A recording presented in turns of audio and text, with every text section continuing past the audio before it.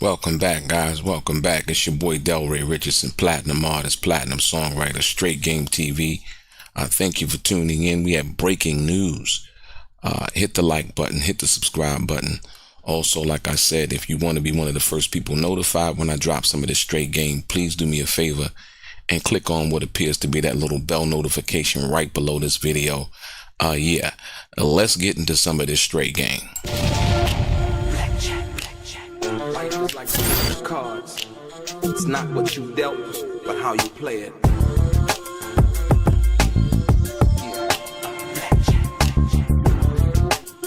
Play each situation correctly. I remember they used to laugh at a brother.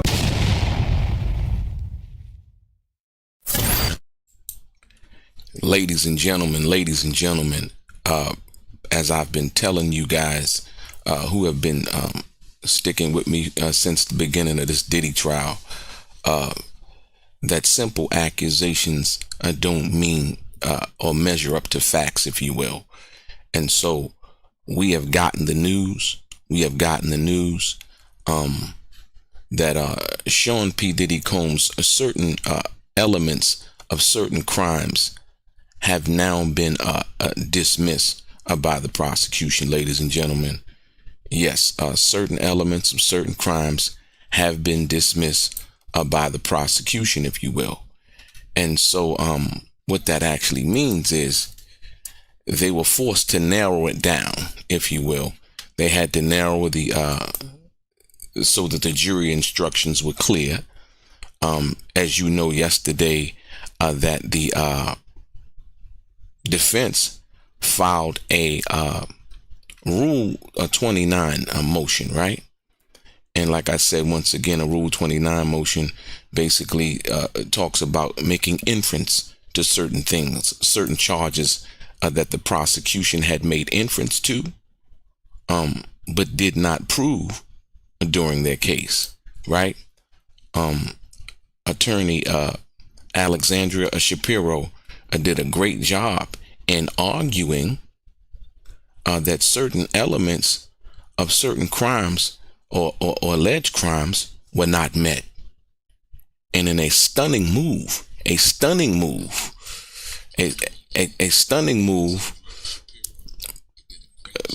they basically drop a lot of the charges that one would consider, I would consider they were reaching, if you will, when you reach and try to, file a bunch of charges, make a bunch of accusations. And that was the key reason, I believe, that they offered Diddy a plea bargain in the beginning of the trial, right? So they stack all of these charges, knowing that a lot of what they're doing basically won't stick, if you will. And so, yeah, I'm going to get into it right, show you what I'm talking about, or more than I can tell you. I'm going to show you. Check this out.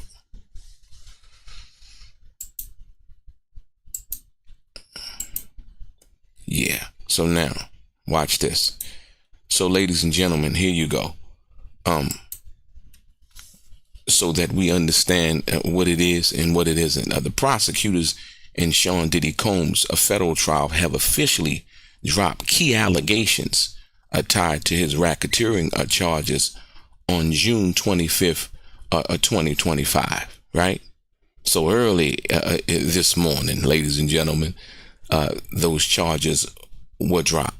Just one day before the closing arguments begin, specifically, they will no longer pursue predicated kidnapping charges, including incidents involving former employer Capricorn Clark and ex-girlfriend Cassie Ventura. Ladies and gentlemen, they never were kidnapped. These charges basically were being levied. It's the salaciousness of it all, right?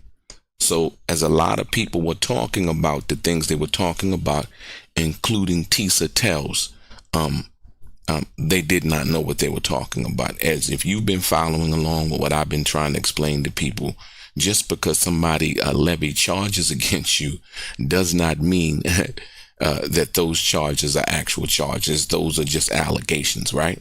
Also, I was telling people again, the attempted arson allegations, such as the alleged burning of Kid Cudi's car, they could not place Diddy at the scene. Capricorn Clark basically testified that she somehow, some way, not Capricorn Clark, I'm talking, what was that? The other young lady basically said that she was kidnapped, and the Capricorn Clark situation involved the lie detector test because Diddy's jewelry was stolen, right? And so that won't be pursued. But the other one where the young lady said that she was forced to get into the car and go over to Kid Cudi's house. Well, as you can see, I tried to explain to people there was no evidence that linked Diddy to Kid Cudi's burning of the car. As a matter of fact, they said that the fingerprints from whatever device that was used, the Molotov cocktail or whatever, the fingerprints was that of a female. So the attempted arson allegation will not stand either, right? And also the aiding and abetting element of certain sex trafficking charges, ladies and gentlemen, very important, right? Importantly, this does not mean the entire sex trafficking case is dropped. Prosecutions clarified they're continuing to pursue broader sex trafficking charges, forced labor, and transportation charges. They've asked the judge to clarify for the jury that prior consent does not necessarily prevent a finding of coerced withdrawal of consent. Now, the problem I had with that is these were situations that were dealing with someone's Diddy's girlfriends, if you will. So, like I said, in making these accusations, this wasn't people. These weren't girls or females that Diddy met, at a nightclub or something like that. You know what I mean? These were former girlfriends, if you will. And so, by that being what that is, I really, truly, honestly don't understand how it is that they're trying to basically stick with those charges, if you will. But one can do what they want to do, and that's what they want to do, right? Listen, also, number two, they're arguing that compensation to a victim doesn't rule out forced labor. Yesterday, during Alexander Shapiro's argument in the Rule 29 motion, she was basically distinguishing the situation from, basically she said that Jane was dealing with Diddy for a financial gain, if you will. And we could see that. The question was asked about the Bottega Veneta bag, and Jane asked Teeny Gergos, well, how much does my body cost? Or how much is my body worth? When Teeny Gergos asked her, how much does a Bottega Veneta bag cost, right? And this was when Diddy first met Daphne Joy, aka Jane. He had bought her a Bottega Veneta bag, some shoes, and a love bracelet, and gave her $10,000 because she had spent time with him away from what she said her job was at that particular time as a influencer, if you will, right? Now, also, number three, the physical restraint or a commercial sex is not required to prove sex trafficking. You can see right here with these three elements that they're still trying to hold on to, right? They say physical restraint or commercial sex is not required to prove sex trafficking, right? A lot of times it is, ladies and gentlemen. When you talk about, we've seen various situations where it involves pimping and pandering, sex trafficking, minors across the border, whatever you want to call it. Usually these are some of the, it's like trying to argue two things at once. On one end, when it does happen, they're arguing that. Now they're saying, oh, well, physical restraint or commercial sex is not required. Yes, it is. Yes, it is. And like I said, once again, as you see, the case was not that strong to begin with. They basically racked up a bunch of charges, right? And now they're forced to back away from the things that they were alleging to say. Let me get a shout out to the chat. Fatima Barrett, Terrence Taylor, B-Town Entertainment, King James, RB, Anthony X, always a pleasure. Shannon Morrison, the Academy, Leticia, YT Miro. Yeah. So like I said, so now that we understand what it is, you can see with closing arguments set for tomorrow, the jury will now deliberate based on a narrow and more focused version of the prosecution's case.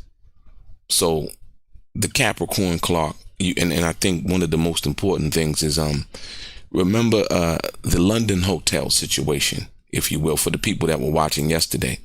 The London hotel situation when Cassie and Diddy had gotten to a fight, and I think her eye was messed up or something like that, and she said that that they took her to the London hotel, and where she stayed for a numerous amount of days.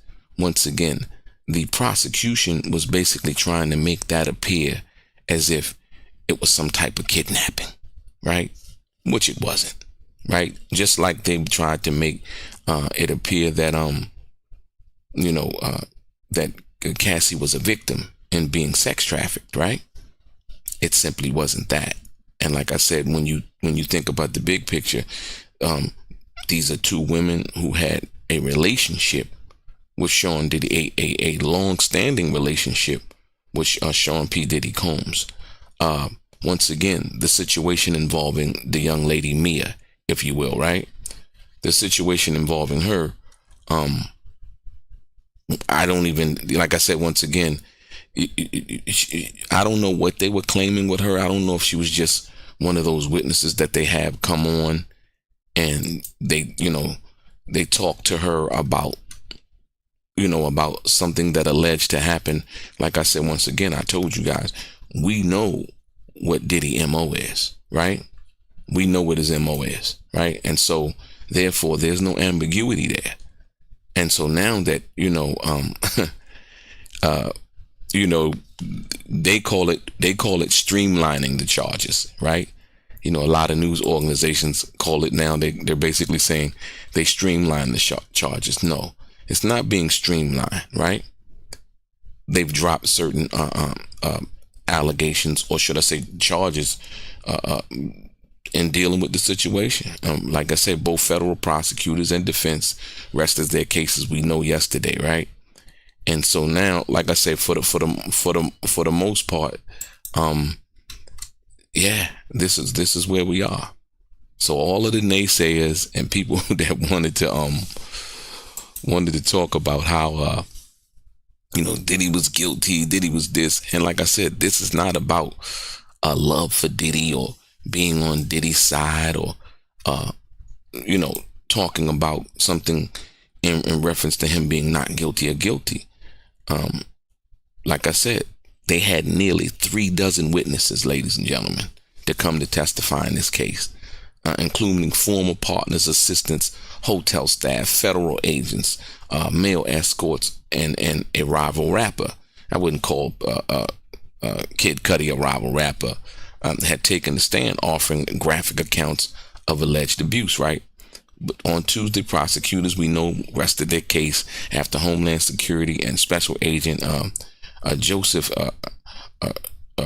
Sorcello, concluded 3 days of testimony. And as we seen with Breonna Bunglen, how they flipped up everything that she said. And like I said, yesterday was so poignant for everybody that was on. Thanks for everybody who stayed with me yesterday for the final day, which we didn't think was going to be the final day. We weren't sure of the case being presented. The defense only went on for approximately, I thought it was shorter than 20 minutes, but the official reports came out and said it was 20 minutes. 20 minutes. But more importantly, that Rule 29 motion was effective. Alexandria Shapiro was very effective in her arguing the Rule 29 motion, right?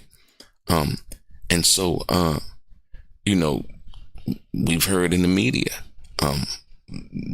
throughout the long-standing allegations against Sean P. Diddy Combs, it was this, it was that, this is what happened, and he's guilty, he could face life in prison, and it's all of these things. And it's like, well, the people that they're saying that it happened to, right? And like I said, Diddy, without a doubt, is guilty of domestic violence, right?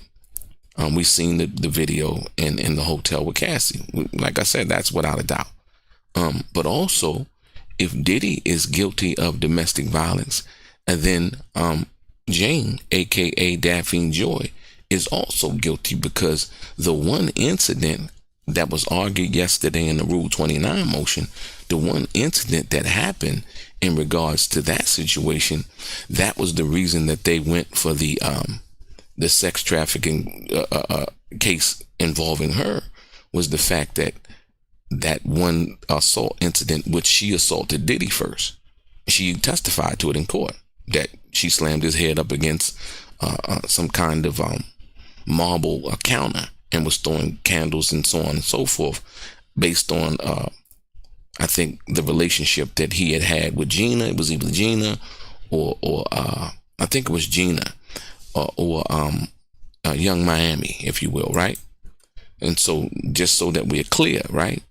A stunning move, ladies and gentlemen. The day before closing arguments, right?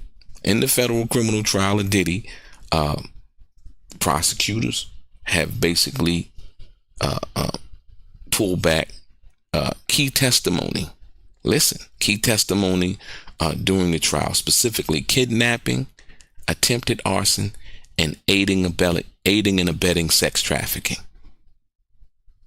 Remember, I told you they were basically saying in the media, and I don't know if Christina Karam actually has any kind of defamation charges that she might want to pursue, right?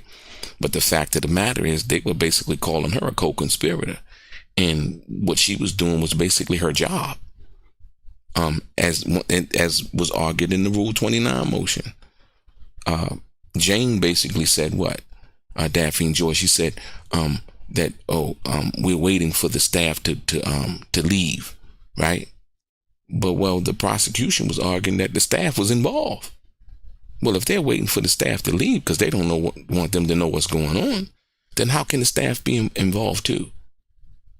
So once again, it just goes to show you how sloppy the prosecution's case was at this particular time. Our prosecutors said in a letter to the judge, right? The government is following His Honor's instructions to streamline the jury's instructions, right?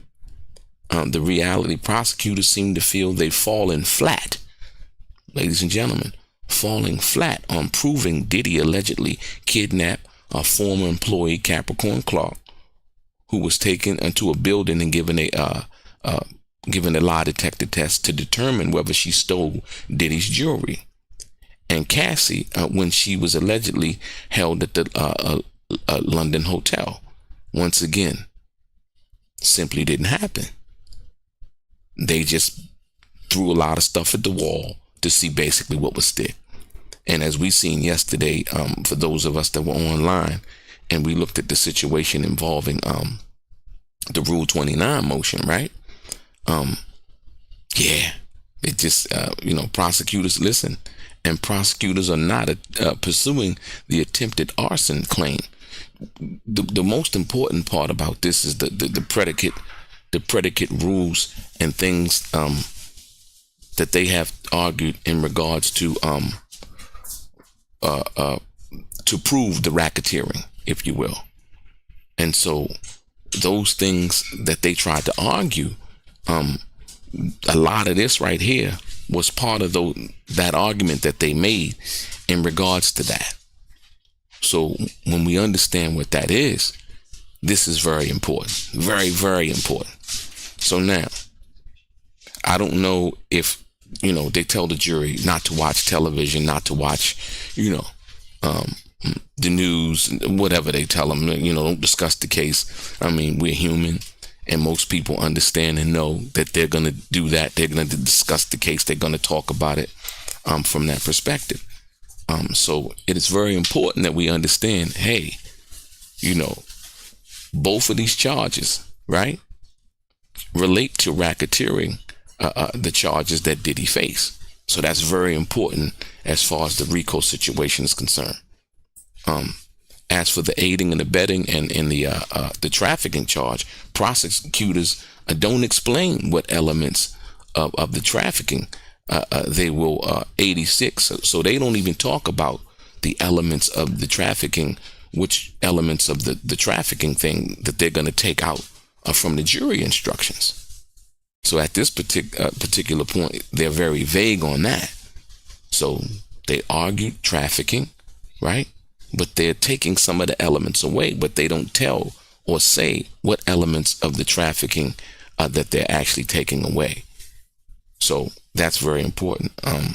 Like I said, they're not dropping, all of the charges from that perspective, only elements and specifically aiding and abetting. Like I said, prosecutors also don't say in the letter that they want and instructions that just because a woman, Cassie and Jane, gave prior consent to the like I said, once again, it's funny because we're talking about prior consent. The situation, and Cassie said what happened after the Kid Cudi situation when Diddy came to her house, and then they asked her, "Well, did you guys get back together?" And it was like a couple of days after that that they had got back together. And so yeah, this is listen, and like I said, they said, let's go back to that. Look, check it out. You see it right here. Say, prosecutors say prior consent does not necessarily prevent a finding of coerced withdrawal of consent. Ladies and gentlemen, we're simply talking about here. We're talking about a relationship between two people who had long-standing relationships with Sean Diddy Combs, ladies and gentlemen. This is not, you know what I mean? I mean, so like I said, even that being something that they want to include in the jury instructions, right? Simply, it doesn't bode well. And I'm going to tell you why. Like Alexandra Shapiro argued, she said that Mr. Combs is still paying Jane's rent right now, right? So where is the coercion? And like I said, we also saw, right? And like I said, we also saw, note, they haven't started their closing arguments. The closing arguments start tomorrow. So that's going to be even more powerful, because now you can best believe that Diddy's legal team, and I don't know who's going to do the closing arguments, but Diddy's legal team, right? Diddy's legal team is going to pull out all of the elements. Like Jane said that she had used pulled her card. She had used the freak off card, if you will, right? When he was on vacation with a Young Miami, and say, yo, you better come back or I won't give you what you want for Valentine's Day, and so on and so forth. That basically goes against what the prosecution was trying to show, and basically saying that Diddy was more coerced than she was, at the fact that he's still paying her rent right now and paid for a lawyer. You see what I'm saying? So how does the coercion thing even work? And they were still actively involved in a relationship prior to his arrest. And basically, they also want, like I said, you see right here, number 2, compensation to a victim doesn't rule out forced labor. What? You understand what I'm saying? I really didn't understand that. And I guess that's one of the parts that was what Mia was arguing, ladies and gentlemen. And so she was arguing the fact that she hadn't got paid for overtime. The Mia situation, she said she didn't get paid for overtime. She then filed a lawsuit, right? And was compensated, I believe, $400,000. Her lawyer got $200,000. She got $200,000, right? And it was also important that when that situation came about, that she never mentioned anything about any kind of assault or anything like that. It wasn't until she was called to testify in this case that was mentioned. That was mentioned. And so, yeah, you know, so that part right there, that was the forced labor, Mia, if you will, who also said that she couldn't get a job, right? That wasn't true. That was a lie. And they kind of found that out throughout the testimony when Mia had to admit what? That she went on to work for Madonna. But when she had told prosecutors, she was like, I couldn't get a job. You know, Diddy, he blackballed me from the industry. You know, I was kind of banished. I was kind of like this, you know, pariah, if you will. Simply none of that was true. Because it came out that she then went and worked for Madonna. And I bet you, which didn't really come out, that she basically used Diddy as a reference, a job reference to get the job with Madonna. Like I said, and it says physical restraint or commercial acts is not required to prove trafficking, right? Yeah, it is. Yeah, it is. And you're going to hear now that they've kind of, like they said, what they call it, streamlined. Now that they've streamlined the charges, you're going to hear Diddy's lawyers crush all of what they have left. Like I said, because what that shows, it's kind of like the Tyrone Blackburn situation it's kind of like the Tyrone Blackburn situation. But before that, you see closing arguments start tomorrow. Listen, so it's like the Tyrone Blackburn situation. Remember Tyrone Blackburn? He was sending off lawyer letters to and on behalf of Breonna Bongolin, and putting in there things that actually didn't happen. And then Breonna basically testified that Tyrone Blackburn was adding stuff to the lawyer letters and sending them off to Diddy that didn't actually happen, right?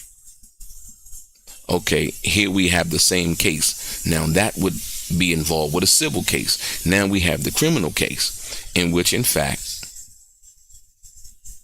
the lawyers, the prosecutors are saying, we want to follow the judge's what do you mean? I'm curious. I mean, I'm baffled here.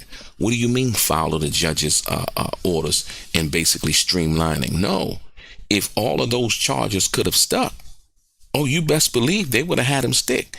If the judge basically wouldn't have said, like, hold on. He told them, hey, you know what? You guys really didn't meet the the elements of proving these allegations right here. And Alexandria Shapiro brilliantly argued each and every key detail yesterday in that Rule 29 motion. It was stellar. It was stunning. You can tell that Alexandria Shapiro, she does her job, and she does her job well. Can't say what the outcome is going to be with this situation, but like I said, here is the facts, ladies and gentlemen. This is what it is right here. This is what it is.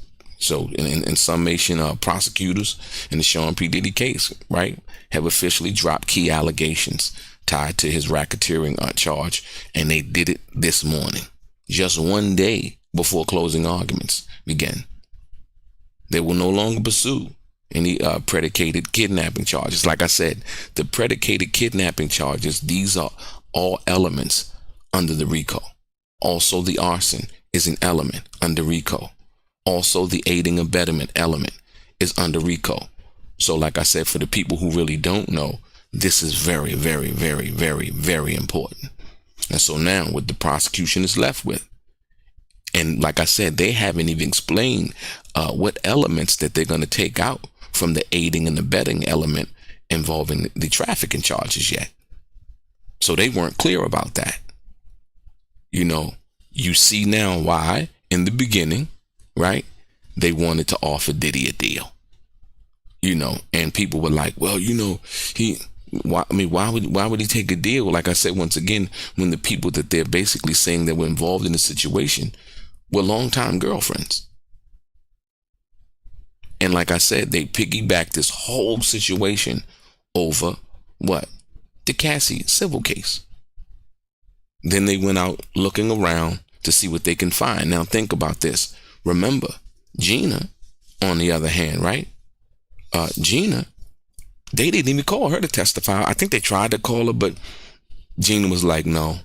And I'm thinking that, Diddy probably handled this business and, and say, I got you. I take, whatever it is that they did. Like I said, because I believe she did testify in front of the grand jury. And so the defense was arguing, hold on. They got a warrant to search this man's properties based on information that wasn't even deemed to be truthful. Because the very person that they relied on for this information did not even come forward to do what? To even help with this case. So they added information that Gina allegedly testified to in front of the grand jury to get the warrant to search Diddy's place. But when it came time for the actual charges for the case, one of the people that they heavily relied upon involved in this situation wasn't called to testify. Isn't that eye-opening? Most people would understand that.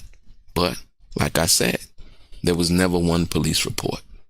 It was a lot of things. Like I said, then you go back to the Diddy Jay-Z situation. As you see, Jay-Z, tore Paris up the other day.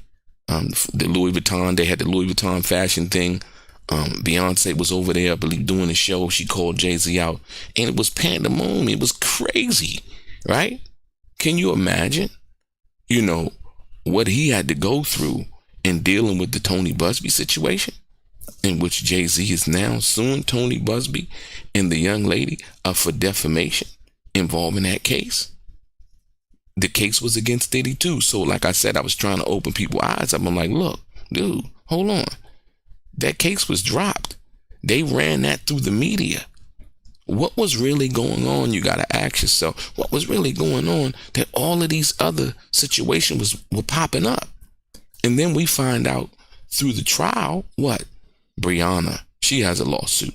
Mia, she has a lawsuit. I don't think Capricorn Clark had a lawsuit. But it was so many people that had a lawsuit. I think the most obvious or the most ridiculous one was the one that was filed by Brianna, right? Based on the fact that she wanted $10 million, right? For something that she said allegedly being held over a balcony or something like that. In some alleged situation. Once again, ladies and gentlemen, during the Rule 29 argument, Alexandra Shapiro argued that what? Brianna Bongelin didn't make none of these accusations up during the time that she went to meet with prosecutors, right? The first couple of times she went to meet with prosecutors, and neither did Capricorn Clark, right? And so all of this factual information, when they made those arguments, the prosecution knew right away. It was like, they got us. We tried. So now you got to wonder, what was this case about? Where did this come from? Who would, you know what I mean? Because if it wasn't about this and they forced to drop all of that, if it could have, like, with a sloppy lawyer and a sloppy legal team, the prosecution, the government would have got away with this. Not with Diddy. Diddy had 10 lawyers, man. 10 lawyers. And so it still doesn't say that he's going to be found not guilty. Let's be clear. But like I said, once again, I would think that his legal team, as well as him, I guess his family or whatever, is breathing a sigh of relief. Like I said, hit the like button, ladies and gentlemen. Hit the share button.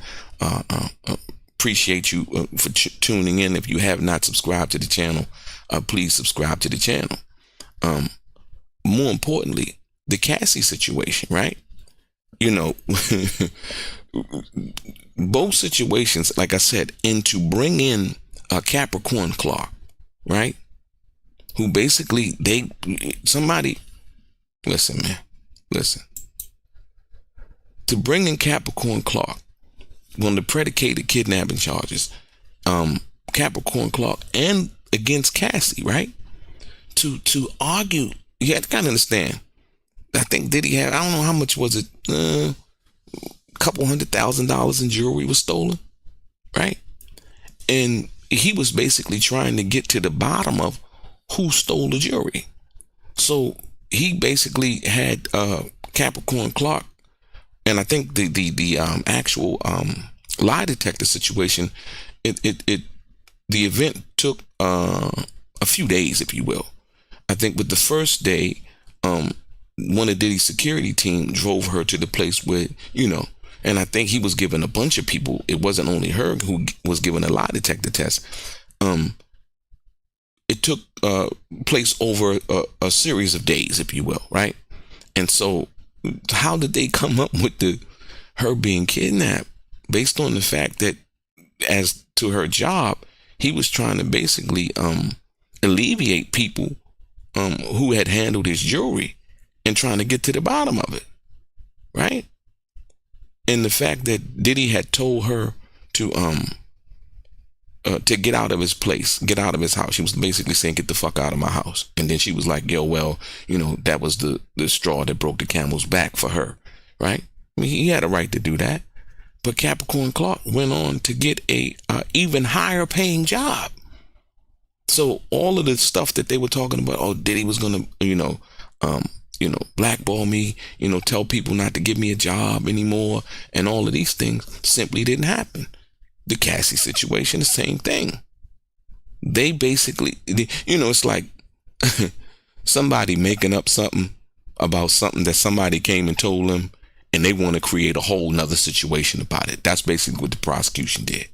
So somebody came and told them, said, well, you know what? Well, they did, we got into a fight, and then I went into, they helped me at the London hotel. I was at the London hotel, like, what?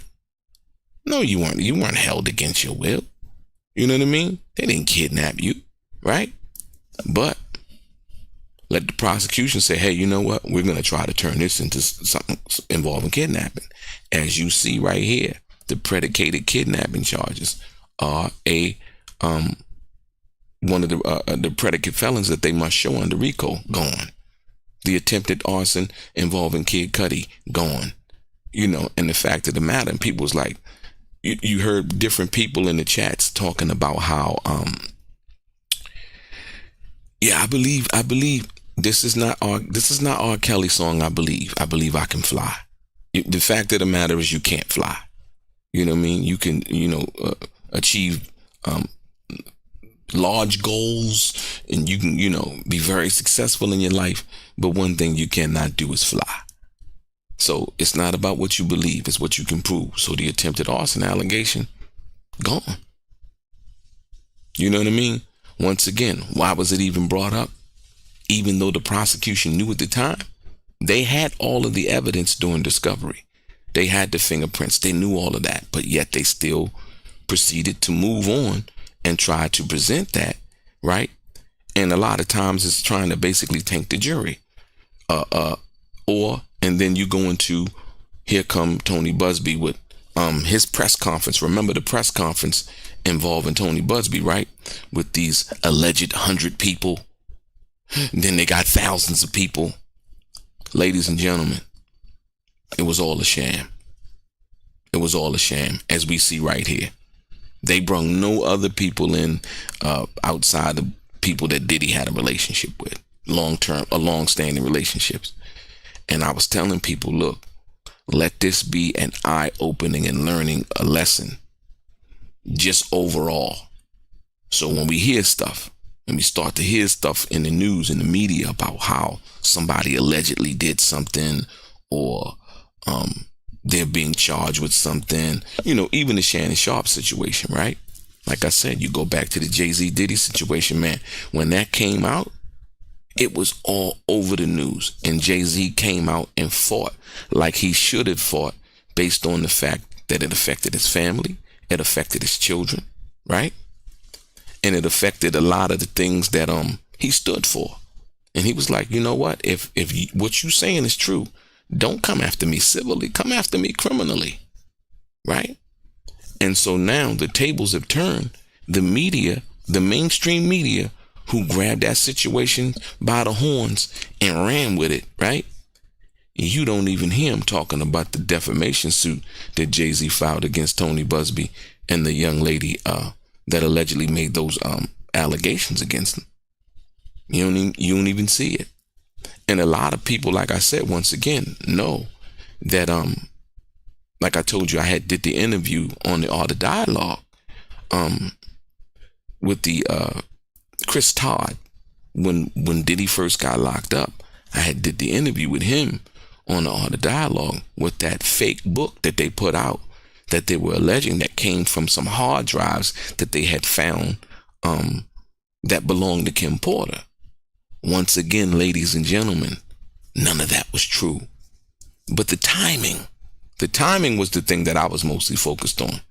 The timing of that book. And like, you know, Amazon basically was like, you know, this is the number one selling book in the world right now, and all of the salacious stories, you know, a lot of stuff that was taken from the public domain, things that we knew about involving certain situations that they tried to add some kind of scandal to, which simply wasn't true. So when I did the interview with the guy, Chris Todd, only to come to find out that Courtney Burgess, and I wouldn't say his lawyer, Ariel Mitchell, but Ariel Mitchell's represented Courtney Burgess, and they went on News Nation and made a bunch of allegations and talking about this book and talking about these hard drives that Courtney Burgess allegedly had, so much so that before the Diddy case went to trial, they basically based on testimony that Courtney Burgess was going on these television shows and, you know, YouTube channels and things like that, making these accusations, the grand jury actually subpoenaed him. Ladies and gentlemen, they had been running around talking that they had hard drives and all of this. The grand jury subpoenaed them. And what did they produce? Not one scintilla of evidence of anything. No hard drives, no nothing. And then that's when it came out that Courtney Burgess was behind the book. And Chris Todd was just some kind, I wouldn't say a patsy, but, you know, the guy, you know, I guess the white guy, you know, who was made to be believable. And so he was calling around. So he had contacted the Art of Dialogue, right? And tried to, and wanted to do an interview. So please understand that, you know, he contacted the Art of Dialogue. And so I conducted the interview. And more importantly, once I conducted the interview, was certain things that he said about Tupac that I knew weren't true. You know what I mean? And so, once again, easily debunked. So much so at the end of the interview, he called me, Chris Todd called me Sherlock Homeboy, trying to be sarcastic because I had done my own work. I read it. I understood it. And like I said, one of the accusations, or should I say the allegations that he had made, he said that, you know, and basically I was like, so you've seen these videos that they claim to have of Diddy and all of these, you know, Justin Bieber. They were mentioning a whole bunch of, you know, basically dropping celebrity names. Will Smith and all of that. Will Smith even spoke out like, yo, I ain't got nothing to do with Diddy. You know what I mean? And so they basically made, he made this allegation that if the hard drives that he had allegedly seen at that time, if they were shown to the world, it would stop the music industry. The music industry and the world of the entertainment industry would shut down. Ladies and gentlemen, it was all lies. Because when Courtney Burgess got subpoenaed to the grand jury, that was the put up or shut up moment. And we really haven't heard from Courtney Burgess ever since. As a matter of fact, ladies and gentlemen, Sean P. Diddy Combs is suing Courtney Burgess and his lawyer, Ariel Mitchell, for the tune of $50 million. And that case is still pending right now. So, like I said, I seen Ariel Mitchell. She was on Piers Morgan a few weeks ago, if you will, and talking about, what she thought and giving her feedback in regards to that. But yeah, it's crazy. It's crazy. So, when you think about the big picture, this is where we are, ladies and gentlemen. As you see it one more time. And like I said, for the people who don't know, check it out. They said Tupac was untouchable, but behind the walls of Rikers Island, he was just a man, wounded, watching his back, and wondering who he could trust. He survived bullets, betrayal, and isolation behind bars. But what happened inside those walls has never been told until now. In the darkest corner of Rikers, he found betrayal and a brotherhood no one saw coming. These dudes smiled in my face, then flipped and tried to kill me, and I never saw it coming. They were Puff's security, Biggie's muscle, Henchman's people, and Tupac knew exactly who sent them. This is the side of Tupac Shakur the world never got to see, told by the man who lived it with him, not in the studio, but in a 6x9 cell. The rap battles, sex and drama with female guards, the tears, the silence after Jada Pinkett's visit, and the moment Tupac almost broke. Before Death Row, before All Eyes on Me, before Machiavelli, there was Rikers. Behind the Walls with Tupac Shakur, available now on Amazon. Get your copy. Learn the truth.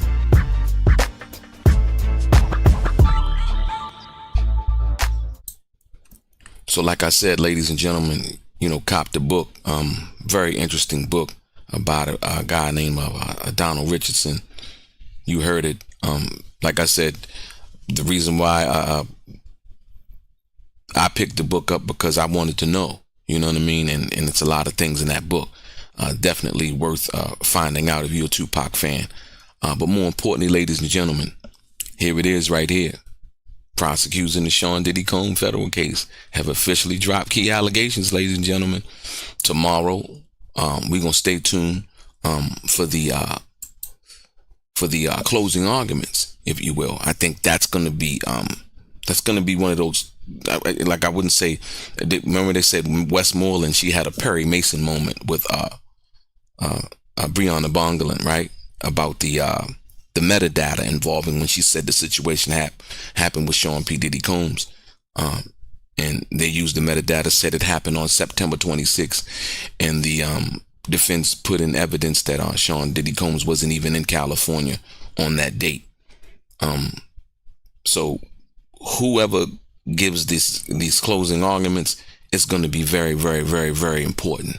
It's going to be very important, ladies and gentlemen. And like I said, I can't wait till tomorrow to hear, because now we know that the jury instructions as well as these allegations have been dropped. Now everything is streamlined.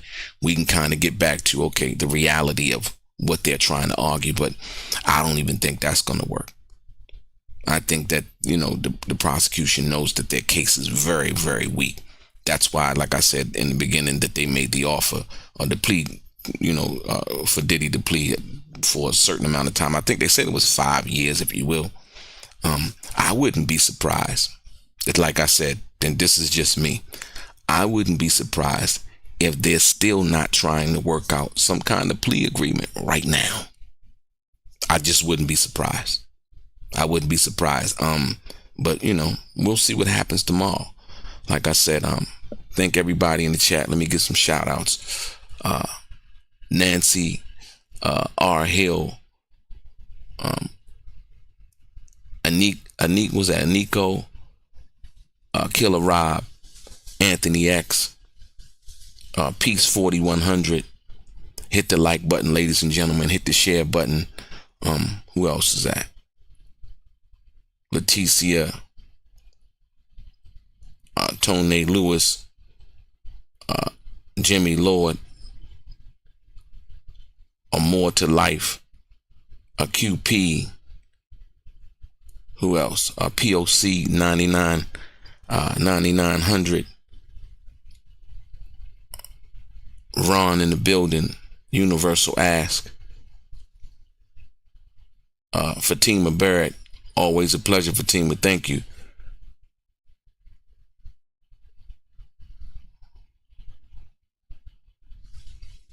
Like I said, and a shout out to all of the people who are not in the chat. Like I said, the people that choose to watch from a distance, if you will. Like I said, I appreciate your time. Ladies and gentlemen, one more time for the flash on the screen. Here we go. This is what the news is. Don't let nobody tell you different. And like I said, the facts. Your boy DELRAY. Ladies and gentlemen, straight gang. Life is like some cards.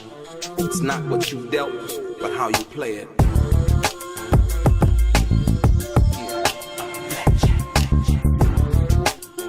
Play each situation correctly. I remember they used to laugh at a brother.